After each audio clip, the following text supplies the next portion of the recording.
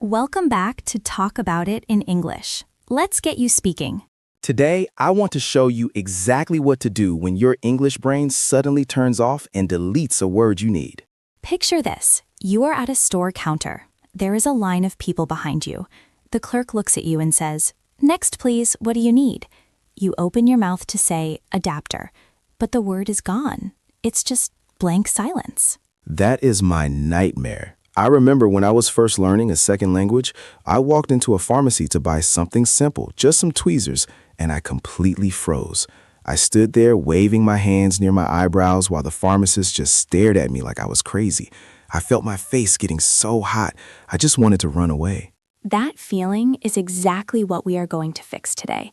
We are going to teach you the describe, don't translate technique, so you never have to be silent again. This is probably the most important skill for moving from a beginner level to an intermediate level.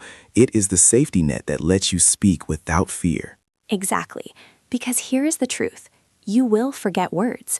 Even native speakers forget words. I forget words in English all the time, and it is my first language. The difference is that when a native speaker forgets a word, they don't panic. They just describe what they mean. Right, but when a learner forgets a word, usually one of two things happens. The first thing is the silence, the buffering phase.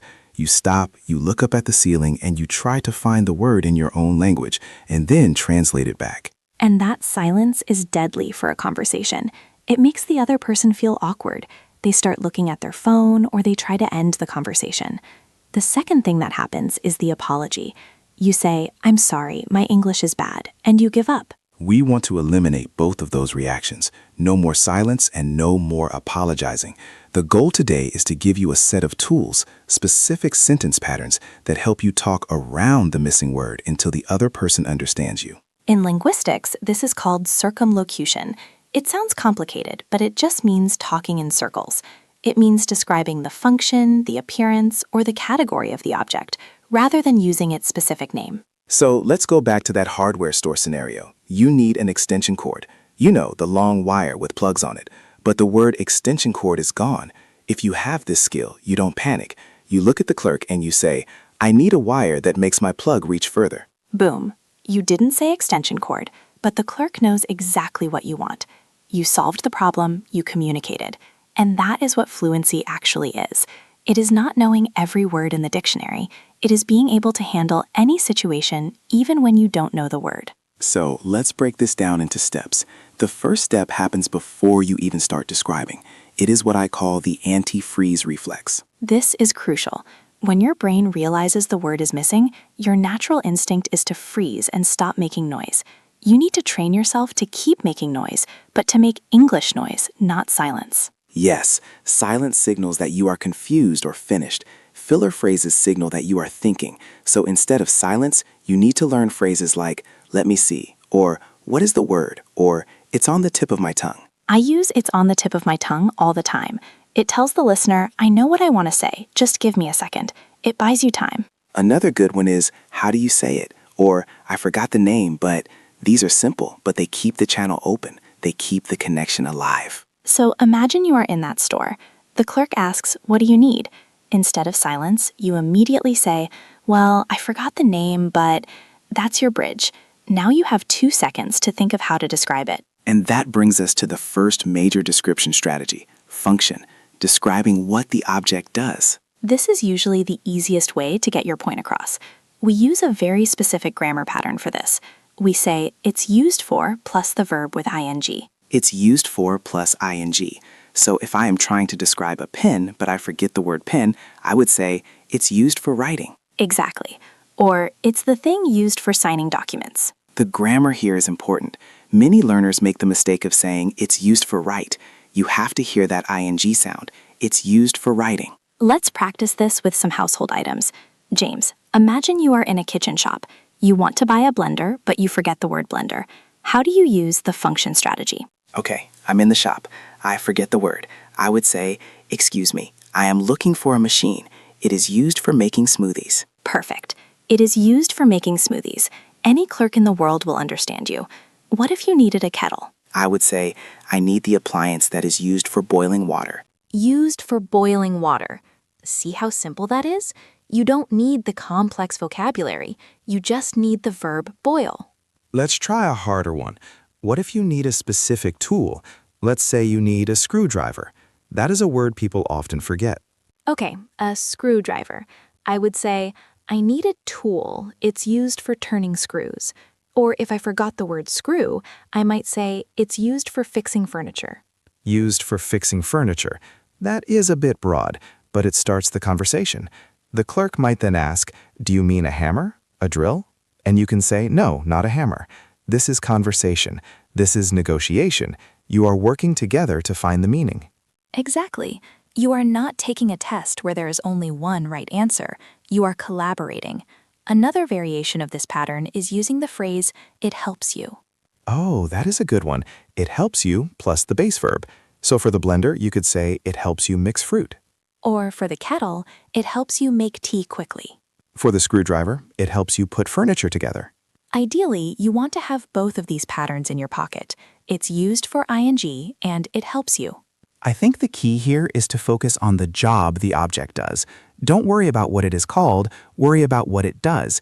If you can explain the job, you can buy the object. Now, sometimes describing the function isn't enough, or maybe the function is hard to explain. That is when we move to strategy number 2, appearance, describing what it looks like. This is really useful for things that don't do much, or for things where the shape is very distinct. The pattern here is simple. It looks like or it's shaped like. It looks like is so powerful. You can compare the mystery object to something common that you definitely know the name of. For example, let's go back to the extension cord scenario. If you forgot the word and you also forgot how to explain electricity, you could focus on the appearance. You could say, it looks like a long white snake. That sounds a bit scary, but it works. Or you could say, it looks like a long wire with plastic boxes on the ends. Let's try describing a vegetable. This happens in supermarkets all the time. You are looking for an eggplant, but you forget the word eggplant. Okay, I would say I am looking for a vegetable. It is purple and it is shaped like a big pear. Shaped like a big pear. That is great. Or a cucumber. It is green and shaped like a cylinder. Shapes are very important vocabulary to have ready. Round, square, cylinder, flat, thick, thin. If you have these basic adjectives, you can describe almost anything. Let's try an object that is hard to describe by function. What about a coaster? You know, the little mat you put under a drink so it doesn't mark the table. Oh, that is a tough one.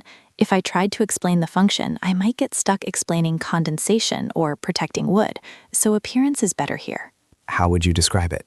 I would say, I am looking for a small thing for my table. It is flat and round, and you put cups on it. Flat and round. Perfect.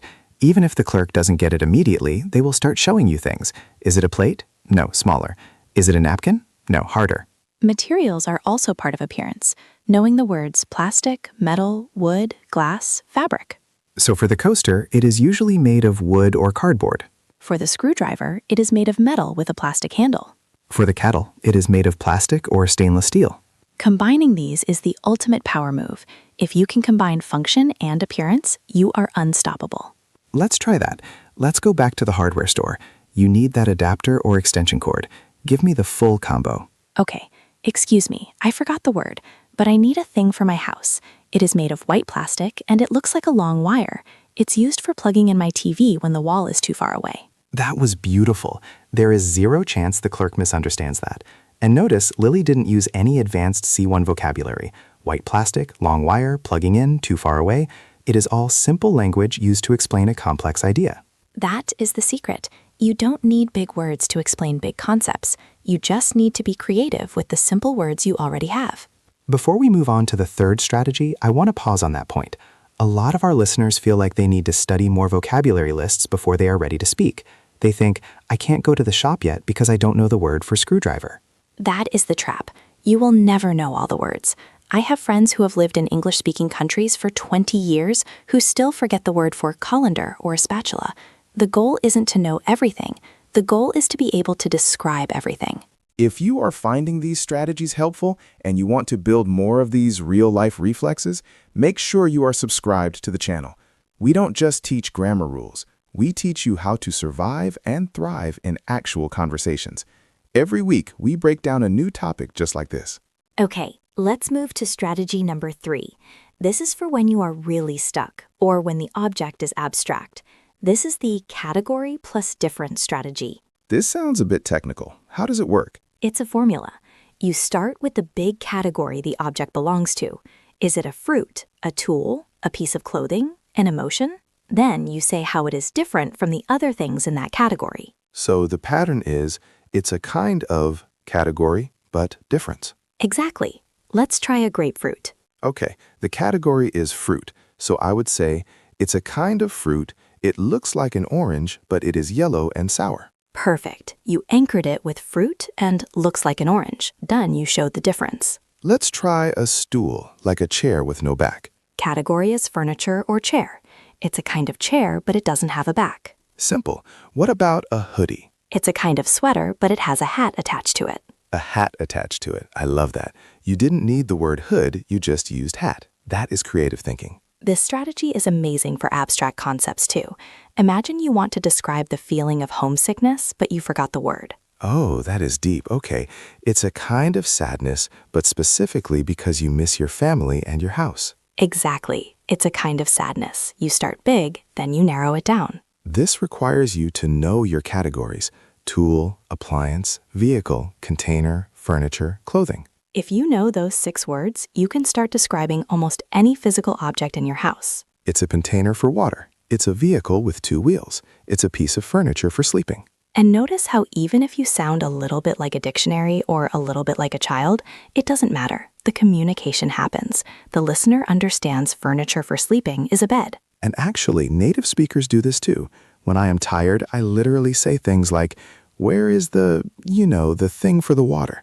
And my wife knows I mean the pitcher. It's natural. So we have our 3 main strategies: function, it's used for; appearance, it looks like; and category, it's a kind of. Now I want to put this to the test. Let's do a simulation. This is the best way to learn. We are going back to the scene we talked about at the beginning, the electronics store. I will be the customer. I am nervous. I need to buy a specific item, but I have completely forgotten the name. You are the busy clerk. Okay, I am ready. I am typing on my computer. I am busy. Next, how can I help you? Hi, I have a problem with my phone. Okay, what kind of problem? Well, the battery is empty and I lost oh no, I forgot the word. You lost the what? The phone? No, not the phone. I lost the thing you use to put energy into the phone. You mean a charger? Yes, but not just the wire. I need the little white box that goes into the wall. The plug? The adapter? Yes, the adapter. But I need a specific one. It's a kind of adapter, but it has 3 holes, not 2. Ah, you need a 3-pin adapter for international travel? Yes, exactly. That is it. Okay, pause. That was excellent. Let's look at what happened there. First, I didn't panic when I forgot charger. I immediately used strategy A, function, the thing you use to put energy into the phone. Which is a perfect description. I understood immediately. Then I needed to be more specific. I forgot plug or block, so I used strategy B, appearance, the little white box that goes into the wall. And then you used strategy C, category difference. It's a kind of adapter, but it has 3 holes. And we got to the result. I got my 3-pin adapter. Notice how I, as the clerk, was supplying the words for you. This is a very important dynamic to understand. When you describe things, the native speaker wants to guess the word. It's like a game show. It is. People naturally want to solve the puzzle. If you say it's round and you eat it and it's red, the other person has a strong urge to say apple. They help you. So you are not fighting against the listener. You are giving them clues so they can help you. This shifts your mindset from I am being judged to we are solving this together. It takes so much pressure off your shoulders. I want to address one fear that I know some of our listeners have. They worry that if they describe things like this, they will sound stupid or like a baby. The thing for water, the box for electricity. I get that. It is a valid fear. You are an intelligent adult and you want to sound like one. But let me ask you, what sounds less intelligent? Describing a box for electricity and getting the problem solved? Or standing there in total silence, staring at the floor, unable to say anything at all? The silence is definitely worse. The silence makes you look incompetent. The description makes you look resourceful. Exactly. Resourceful. That is the word. When you use circumlocution, you are showing that you have mastery over the language, even if you lack the specific vocabulary item. You are showing that you can navigate around obstacles. That is a sign of high-level communication skills, not low-level ones. And also, as you get better at this, your descriptions will become faster and more sophisticated. You won't say thing for water forever. Eventually, you will hear the clerk say pitcher, and you will learn that word. That is a great point. This technique is actually a vocabulary learning engine. In our roleplay, when I described the little white box, you gave me the word adapter. I heard it in context, I saw the object, and now I am much more likely to remember it next time. So by speaking without the word, you actually gain the word. Precisely. If I had just used Google Translate on my phone and showed you the screen, I wouldn't have learned anything. I would have just completed the transaction. But by struggling through the description, I created a memory. So don't be afraid of the struggle. The struggle is where the learning happens. I want to give a few more safety phrases that you can use to start these sentences. We talked about it's used for and it looks like, but sometimes you just need a phrase to signal that you are about to describe something. I like phrases like, I don't know the exact word, but... Yes, I don't know the exact word, but it's a thing for opening wine bottles. Or, what do you call the thing that... What do you call the thing that prevents rain from hitting you? An umbrella. Yes, see, it works. Another casual one is, you know the thing. You know the thing that goes on top of a pot while you are cooking. A lid? Yes, a lid. You know the thing is very natural. It creates that shared help me guess vibe we talked about. But be careful with thing. You don't want to use it too much. I need the thing for the thing on the thing. That gets confusing. Right. Try to be as specific as you can with the category. I need the tool that. I need the machine that. I need the person who. That brings up a good point. People. What if you forget a job title? You forget the word plumber or architect. Same roles apply. Function. I need the person who fixes pipes. I need the person who designs buildings. I need the doctor who fixes teeth. Dentist. It works for everything. Nouns, professions, places. I am looking for the place where you wash your clothes. Laundromat. I am looking for the shop that sells bread. Bakery. You literally never need to be stuck again. You have the formula for everything in the world. It really is a superpower. Once you realize this, the fear of speaking goes down by about 90%. Because the worst-case scenario isn't failure anymore. The worst-case scenario is just, I have to describe it. And you can describe it. You have the patterns now. So, let's recap the main patterns before we give you your challenge for today. Number 1, the antiphrase. Don't be silent. Use fillers like, let me see, or it's on the tip of my tongue. Number 2, function. It's used for ing, or it helps you. Number 3, appearance. It looks like, it's shaped like, it's made of. Number 4, category. It's a kind of X, but why? And remember the mindset. You are not translating words. You are describing reality. You are painting a picture with simple words so the other person can see what you see. Okay, I think they are ready for the challenge. I think so too. We want you to practice this immediately while these patterns are fresh in your brain. You don't need a partner for this. You can do it alone. We call this the kitchen challenge. Here's what you do. As soon as this video ends, walk into your kitchen. I want you to open a drawer or a cupboard and pull out 3 random objects. Don't pick the easy ones like fork or cup. Pick the weird stuff. The garlic press, the cheese grater, the oddly shaped Tupperware container, the turkey baster. Hold the first object in your hand. Imagine you have completely forgotten its name. Then speak out loud. Use the patterns to describe it to an imaginary store clerk. Say, it is made of metal. It is used for crushing garlic. Or, it is plastic and round. It helps me keep my food fresh. Do this for all 3 objects. If you can describe these 3 random things in your kitchen, you can describe an adapter at an electronics store. You can describe a symptom to a doctor. You can describe anything. It's a small practice, but it builds the muscle. And once that muscle is strong, you stop translating and you start just speaking. Give it a try right now. Go to your kitchen, find your 3 objects, and prove to yourself that you don't need a dictionary to be fluent. You've got this. Good luck with the challenge. See you in the next one. Bye.